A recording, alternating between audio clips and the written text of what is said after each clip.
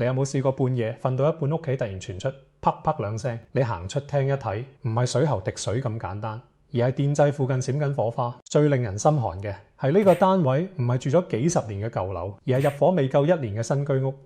買新樓本來以為最少可以住得安心，點知門匙啱啱攞到手，無形中已經接手一連串維修問題。今日想同大家講嘅唔止係一個單位漏水，而係一滴水點樣一路滴穿驗樓、管理保養，最後滴到整個樓市嘅信心。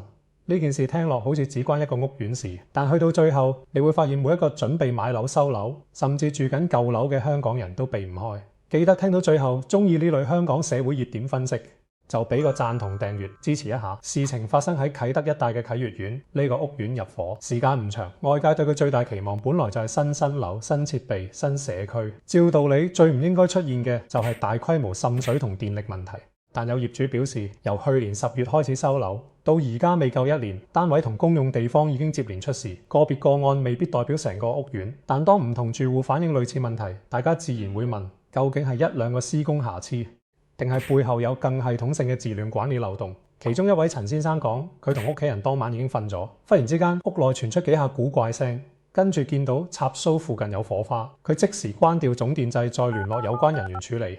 呢個反應其實相當重要。屋企一旦有水接近電線、電掣或者電器，最危險嘅做法就係繼續開電檢查。正確次序應該係確保自己安全，喺可行情況下截斷電源，再揾合資格電工同管理處跟進。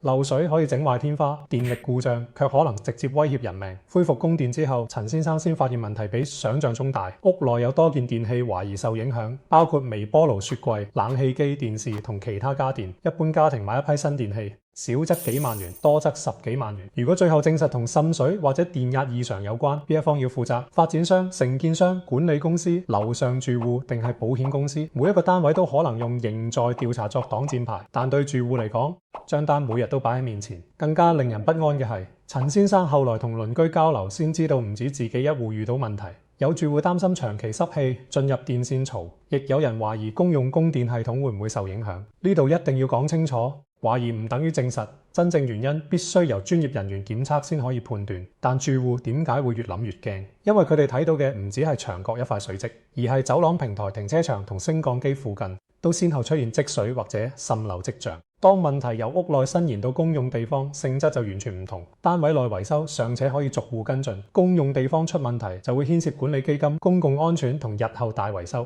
今日天花滴水，管理處擺部抽水機，表面上似乎處理咗，但點解會入水防水層？邊度失效？去水口設計夠唔夠？接駁位有冇裂縫？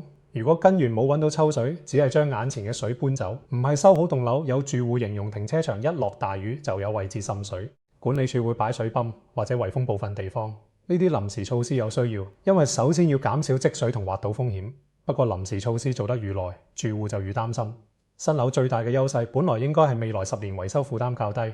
如果一入伙就靠水泵、膠桶同圍欄頂住，業主自然會問：5年後會點？10年後又會點？升降機亦係另一個敏感位置。水同升降機從來都唔係好組合，就算積水未直接進入機件，長期潮濕都可能影響感應器、門鎖、控制線路同金屬部件。住戶反映升降機間中出現不明警號或者停頓，未必一定同滲水有關。呢一點唔可以亂扣帽。但當兩類問題同時發生，管理方就有責任用清楚數據解釋邊部機出過咩故障、幾時維修檢測、結果係乜、會唔會有安全影響。淨係話已經跟進，其實答唔到住戶最想知嘅問題。停電事件據報影響咗20多個單位，檢查後大約數小時恢復供電。由處理速度睇，現場人員並非完全冇行動。不過真正關鍵唔係幾快開返電，而係點解會停？係單一單位電氣短路，定係公共線路觸發保護裝置？保護裝置有冇正常運作？受影響住戶嘅電氣損失點樣評估？相關檢測報告會唔會向業主公開？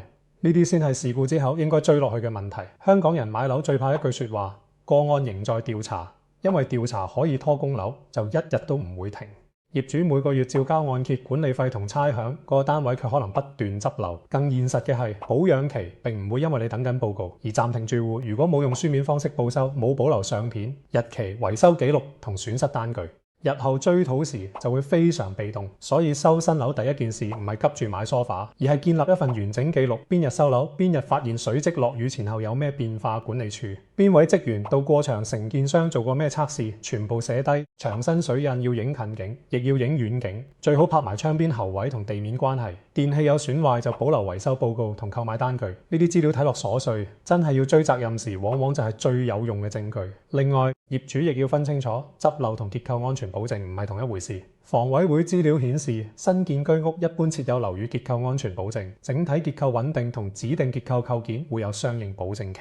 但牆身滲水、浴室接駁窗邊、防水喉管接口或者裝修瑕疵未必全部自動歸入同一責任範圍。換句話講，有保證唔代表所有問題都有人無條件包底，業主要追問嘅係每一項缺陷究竟屬於邊份合約、邊個保養期、邊個承辦單位。啟悅苑爭議入面亦牽涉預製組件，坊間一聽到新建築方法就好容易將所有問題歸咎於新技術，但咁樣其實太快。署方曾經解釋，項目並非全面採用組裝合成建築法，而係部分位置使用預製廚房、浴室或者其他構件。預製本身唔必然等於差，傳統現場施工一樣會漏水。真正決定質量嘅，往往係組件生產、運輸、吊裝、接駁封邊、防水測試同現場驗收。任何一環做得唔好都可能出事。預製做法理論上有優勢，工廠環境較穩定，工序可以標準化，天氣影響較少，亦有機會減少現場人手壓力。但組件運到地盤之後，要同樓板牆身、喉管同電線準確接合。最難嘅位置往往唔係組件本身，而係接口一條防水膠邊、一段喉管接駁一個誤差幾毫米嘅位。肉眼未必馬上睇到，經過幾場大雨或者使用幾個月之後，問題先慢慢浮面。所以爭論重點唔應該停喺咪斯好唔好，或者預製一定有問題。更有意義嘅問題係每批組件有冇追蹤編號，出廠測試結果可唔可以查，安裝後做過幾多次淋水測試，抽查比例係幾多，發現同類缺陷之後有冇擴大檢查其他單位。如果淨係逐戶等投訴，邊戶出水先收邊戶，就永遠只係追住問題跑。住戶最不滿嘅另一個原因係部門之間容易互相推，單位內問題叫你揾管理處，管理處話要等承建商，承建商話可能係裝修改動，涉及電力又要揾電工，涉及滲水，再等另一隊人。每一方講嘅程序都可能有道理，但業主面對嘅結果就係冇一個窗口真正由頭跟到尾。呢個時候政府或者房委會作為發展同監管一方，最需要做嘅唔係再加一層熱線，而係設立一宗個案、一個編號、一個負責人，由報修開始到檢測成因、施工復檢同賠償，每一步有時限、有記錄、有人簽名，住戶唔需要自己做廈務經理，日日打電話追4-5間公司。香港唔係冇專業人才，問題往往係責任被切到太碎。私人樓滲水方面，食環署同屋宇署組成嘅聯合辦事處喺2026年7月16日起全面採用新調查程序。官方資料講明，初步調查之後，如果懷疑構成衛生妨擾，可以進入進一步測試，有需要亦會委聘顧問協助。呢套機制主要針對私人樓宇公營房屋同資助出售房屋，有各自管理安排。但新程序至少說明一件事，社會已經承認滲水唔可以再靠住戶無止境自行協調。不過檢測技術進步只解決一半問題，紅外線濕度測試、色水測試同微波探測可以幫助定位水源。但技術報告出咗之後，邊個負責落手？整幾時整完點復檢先係居民最關心。香港過去唔少滲水投訴，最令人沮喪並非完全揾唔到水，而係揾到之後仍然要等再拉遠少少，睇公營房屋本身亦面對龐大維修量。政府今年1月回覆立法會查詢時，列出近年租住公屋滲水或漏水個案，並重申會透過全方位維修計劃檢查樓齡10年以上屋邨。舊樓有老化問題，大家可以理解，但新樓入伙初期就密集出現缺陷，公眾接受程度一定低得多。因為新樓嘅工程記錄、材料來源同承辦責任，理論上全部都仲有跡可尋。而家最值得追問嘅係有冇同類問題清單。例如窗邊滲水幾多宗，浴室接口幾多宗，電力跳掣幾多宗，停車場入水幾多次，公開數字唔會令屋苑跌價，遮遮掩掩，先會買家最怕唔係有問題，而係唔知問題去到邊收好未，仲會唔會再發生。透明度其實係重建信心最平嘅方法。講到信心就一定要講樓市，呢宗事件發生嘅時間相當微妙。香港樓市喺2026年上半年明顯回暖，土地註冊處公佈上半年所有種類樓宇買賣合約接近5萬份。比全年同期增加超過3成半，頭合約總值超過4100億元，按年升幅接近5成單。睇大市數字氣氛比前2年好得多。6月份表現更加活躍，所有樓宇買賣合約超過9400份，住宅合約7600幾份。呢啲數字說明市場唔係完全冇購買力，利率預期、租金走勢、新盤定價同累積需求都會令部分買家重新入場。但大市暢旺唔代表每一個屋苑都同步受惠，市場越有選擇，買家越會揀。10大屋苑週末成交偏低，新盤登記反應熱烈，兩個現象可以同時存在。點解？因為發展商可以用付款辦法折扣、按揭安排同全新設備吸引買家。二手業主就要面對樓齡、維修記錄、銀行估價同區新盤競爭。一手市場好似商場大減價，二手市場就似街坊鋪逐件議價，資金自然先流去，感覺較確定、優惠較清楚嘅地方。但新樓質量爭議一多，買新樓較穩陣，呢個信念都會動搖，買家會開始計另一條數。新盤雖然有保養，但收樓之後要唔要花1年時間？執樓管理費幾多？公共地方維修會唔會提早動用基金？將來放售時，網上一手屋苑名會唔會全部都係漏水同停電？呢啲都係實際價格因素，唔係純粹情緒。有人可能會話香港地少人多，樓始終有人買幾宗投訴，影響唔到大局。短期可能係，但樓市信心從來都唔係一次過崩，而係每一宗處理不清嘅個案慢慢累積。一個業主喺網上公開經歷，10個準買家就會多問一句，10個屋苑都有類似爭議驗樓同維修記錄，就會變成出價條件。市場會將不確定性折算成價錢。呢個先係發展商同政府最應該擔心嘅地方。從另一個角度睇，今次亦反映香港建造業面對嘅現實，大型工程多，人手緊張，工期壓力高，新技術不斷引入，推動工業化建造方向本身冇錯，但速度越快，質量追蹤就要預細，唔可以只講起樓快咗幾多，現場工人少咗幾多，卻唔公開翻修率、滲漏率同交樓後缺陷數據。真正成熟嘅工業化唔係快，而係每一個誤差都有記錄，每一次失效都可以追溯。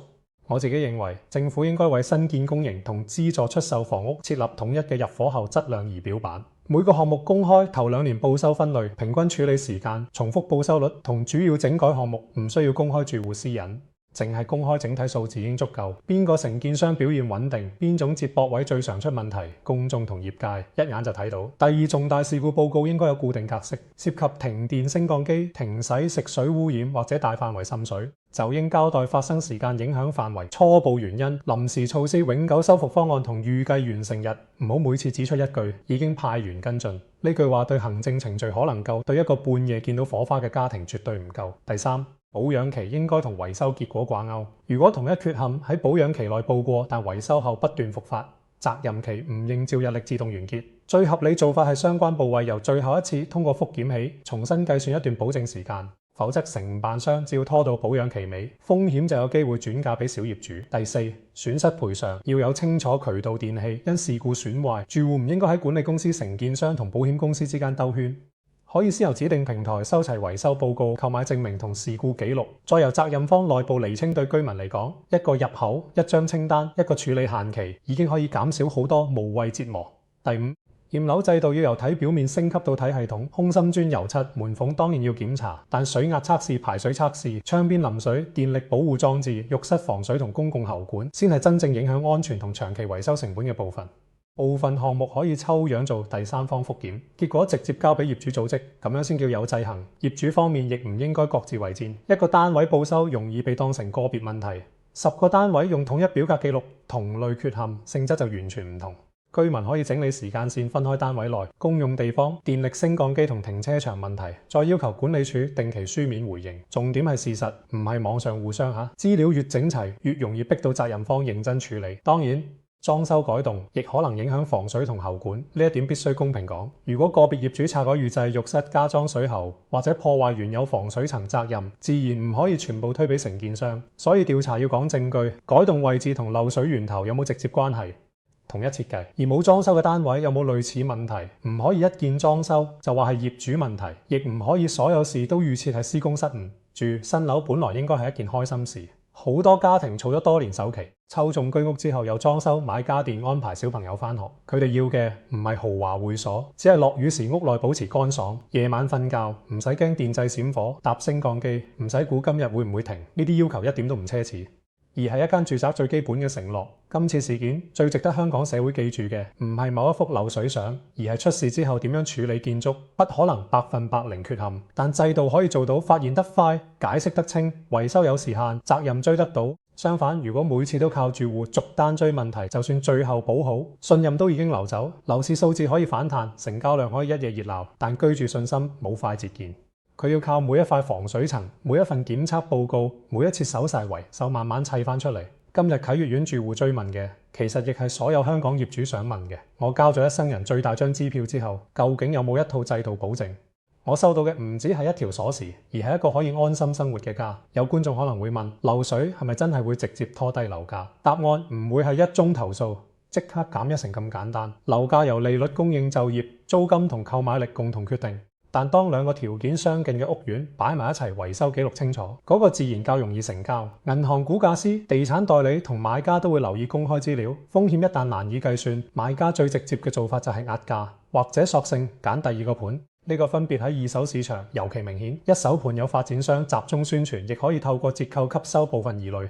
二手業主就冇咁大資源，樓上漏過水、升降機停過幾次、停車場長期擺水泵，全部會喺睇樓時變成問題。買家就算自己單位冇事，都可能被公用地方拖累。換句話講，公廠質量從來唔係發展商交樓之後就同佢無關，而係會跟住成個屋苑好多年，保險亦係經常被忽略嘅一環。屋苑有公用地方保險，業主自己亦可能買咗家居保險，但保障範圍未必一樣。滲水造成牆身地板同電器損失，保單可能要求先證明水源同責任。若果屬於長期滲漏施工缺陷，或者住戶早已知道而冇處理，賠償亦可能受限制。所以出事之後，第一時間通知保險公司保留現場，同時避免未檢驗就大規模拆走損壞位置，做法會穩陣好多。至於電器受損，亦唔應該只用開唔着判斷電壓異常或者水氣入侵之後。有啲電器表面仍然運作，內部絕緣同電路板卻可能已經受損。雪櫃、洗衣機、冷氣機呢類大功率設備，最好由合資格技師檢查維修報告，要寫明故障性質，而唔係淨係寫壞機。因為日後追討時，成因同事故之間有冇合理聯繫，往往就靠呢份報告。管理公司角色亦值得再講。管理公司唔一定係施工責任人，但佢係最接近居民嘅第一道關口。落雨前有冇巡查？渠口積水位置有冇圍封？停電之後有冇逐戶通知？維修記錄有冇統一保存？承建商入場之後有冇復檢？呢啲全部都係管理職責。管理費唔只係用嚟清潔同保安、危機協調同資料管理一樣，係服務一部分。如果管理公司每次只將投訴轉發出去，自己冇掌握全貌，就會出現一個常見問題：同一位置收咗3次，3隊人都當第一次到場，第一隊補交，第二隊油漆，第3隊換後，但冇人將3次記錄擺埋一齊。結果錢花咗，住戶受影響，真正水源仍然喺度。數字化報收系統唔係花巧功能，而係避免重複犯錯嘅基本工具。承建商方面，維修表現亦應該納入日後投標評分。香港公營房屋項目規模大，政府係重要買家。如果一間公司交樓後缺陷率高、重複維修多、回應慢，卻只要投標價夠低就繼續中標，市場自然收唔到改善信號。相反，將過往質量住戶投訴處理同保養表現計入評分，先可以令做好手尾變成有商業價值嘅事。監管部門亦可以考慮引入隨機開場或者接口抽檢。當然唔可能每個單位都拆開檢查，但可以按風險抽樣。特別係同一批組件、同一施工隊、同一座，向集中出現問題時，就應該由個案維修升級為批次調查。工業產品出問題會回收同批貨，建築組件其實都應該有類似思維。落雨數據亦可以幫助判斷。香港極端天氣越來越頻密，短時間雨量大，排水同外牆承受壓力自然上升。設計標準必須跟住氣候變化更新，但雨大唔應該成為新樓漏水嘅萬能解釋。工程本來就要按本地天氣設計，真正合理嘅回應。係交代當日雨量有幾極端，邊個設計容量被超越之後會點提升，而唔係一句天雨影響。就算從住戶角度有幾樣簡單測試，可以喺收樓早期做窗邊淋水，要持續足夠時間，唔好灑兩下就算。浴室要做蓄水或者排水觀察，廚房同洗手盆要同時放水，睇接駁位有冇滲。每個插蘇都要測試地線同漏電保護，冷氣去水亦要實際開機檢查。專業驗樓師有儀器，但業主自己明白測試邏輯，先唔會只睇一張分數表。驗樓報告亦唔應該變成影相比賽，幾十頁相片睇落好專業，但最重要係問題優先級，會影響人身安全嘅電力鬆脫物件、消防門同升降機必須先處理。會持續擴大損害嘅滲水同去水問題排第二，純粹外觀瑕疵先，排後住戶同承辦方有共同排序，維修先唔會俾一堆小問題淹沒。而對於正考慮買二手單位嘅人，睇樓時記得望多幾個平時忽略嘅位。停車場天花有冇新油漆色差？牆腳有冇白色鹽漬？電梯大堂有冇抽濕機？走廊天花有冇反覆補修痕跡？落雨之後去多次，往往比晴天睇樓更有價值。亦可以問管理處過去1年有冇大型保險索償、特別維修同法團會議記錄。不過大家都唔需要因為聽到滲水就將所有新技術妖魔化。香港要加快建屋，預製同組裝方法仍然有現實需要。問題唔在於用唔用，而在於質量保證有冇同步升級。汽車由人手裝配變成生產線之後，可靠性提升，靠嘅係標準檢測同召回。建築工業化要成功，同樣離唔開呢三樣嘢。今次爭議亦提醒我哋，香港嘅房屋政策唔可以淨係追單位數量，每年落成幾多伙當然重要，但一間要住幾十年嘅屋交樓，當刻只係起點，政府計算建屋成本時，亦應該將頭10年維修事故停用同居民時間成本計落去。平少少，快少少。如果之後不斷翻修，社會最終未必着數。對於已經受影響嘅家庭，我認為最重要係安全先行，唔好為咗等責任方睇現場而繼續使用可疑電器或者潮濕插蘇。第二係集體整理事實，避免每戶收到唔同講法。第三係要求書面回覆同時間表。情緒可以理解，但真正推動事情向前嘅始終係完整證據同持續追蹤。新屋苑亦應該喺第一次雨季之後做整體驗，收交樓前淋水測試只係模擬，真正打風落雨會同時考驗外牆窗框、天台平台同排水。管理方可以將首個雨季所有投訴劃成位置分佈，睇下問題有冇集中喺某個座向樓層組件批次或者施工接口再安排主動檢查。如果同一座向特別多滲水，可能涉及風壓同風邊；如果同一樓層垂直排列，就要查公共喉管；如果只喺個別裝修單位發生，就要檢查改動。用分佈去判斷，比逐單估成因有效得多。建築缺陷並非雜亂無章，好多時都有模式，只係資料冇被放埋一齊公用地方。維修費用亦要透明，臨時水泵抽濕機、圍板升降機檢修同電力測試由邊個付款？係承建商保養責任，定已經由管理費承擔。若果動用管理基金，業主有權知道金額同追償安排。新樓頭幾年本來應該累積基金，唔應因為施工手尾提早消耗法團或者業主委員會成立初期。最需要嘅唔係先爭會所規則，而係接收完整工程檔案、竣工圖、喉管圖、防水保養資料、設備型號、檢測報告同承辦商聯絡名單全部要齊。日後漏水時若連喉管走向都唔清楚，維修人員只可以靠試錯，成本同破壞到增加。電子檔案仲要有版本管理，施工期間圖則可能改過，最後實際安裝位置未必同早期圖一樣。所謂竣工圖就應該反映現場真實情況，而唔係將投標圖重新交一次。政府作為業主或者發展方，有責任確認資料準確，再移交俾管理團隊。住戶之間亦要留意私隱公開缺陷，統計有幫助，但唔應該未經同意放出單位號碼、住戶姓名同屋內細節。最理想係由居民代表匿名整理類別同位置範圍，既可以證明問題規模，又唔會令個別家庭日後放售時承受不必要標籤。傳媒報導可以推動關注，但管理方唔應等記者到場先加快。真正成熟嘅投訴機制應該令冇上新聞嘅住戶一樣得到處理。維修次序按安全同損害程度，而唔係按邊一條影片最多人睇，否則只會鼓勵每個人先將問題放上網，制度反而失去功能。從銀行角度，新樓質量記錄亦可能慢慢進入風險評估。若一個屋苑長期有重大維修爭議，估價同按揭審批會更謹慎。今日睇似工程部門一宗投訴，幾年後可能變成業主再融資同轉售成本。責任方越早徹底處理，長遠總成本其實越低。香港每年面對暴雨同颱風，建築韌性已經唔可以只按過去平均天氣設計，渠口防倒後備電源、水泵、容量升降機房、防水同緊急通知都要納入屋苑日常演練。極端天氣來之前先檢查，而唔係水浸之後先臨時揾沙包，先叫風險管理。同一時間，政府亦要公開新建築方法嘅學習曲線，首幾批項目出現咩常見接口問題，之後設計有咩改動，維修率有冇下降，呢啲資料對全行業有價值。承認早期問題並改善，比不斷強調技術先進更能建立公眾信任。樓宇質量亦關係，鄰里關係水從樓上流到樓下最容易變成兩戶互相指責。如果管理方遲遲冇專業報告，誤會就會加深。統一檢測同清楚成因，唔止為我維修，亦避免住戶將制度問題變成人際衝突。維修期間嘅生活安排都要納入處理。若單位要停水、停電、拆浴室或者搬走電器，住戶有冇臨時支援？長者幼童同有醫療設備家庭承受能力不同，重大工程唔應該只給施工日期，亦要評估居民實際需要。每宗事故結束後，管理方應做一次復盤。最早邊個信號被忽略，通知是否及時，零件是否齊，承辦商幾耐到場，復盤結果，用嚟更新程序，下一次先會真正快。若每次只收眼前一處，組織就永遠學唔識。所以買樓之前唔好淨係睇景觀同尺價，記得查工程方法、保養條款、管理記錄同同類項目口碑。收樓之後亦要及早驗書面報完整流程。至於政府房委會同承建商最有效嘅回應，從來唔係公關說話，而係公開數據同真正修好。希望每一位業主都可以住得安全，所有問題都有人認真負責。鍾意今日呢段分析，記得按讚、訂閱同分享，唔好錯過之後更多香港社會熱點。多謝收睇，祝大家生活安穩，出入平安。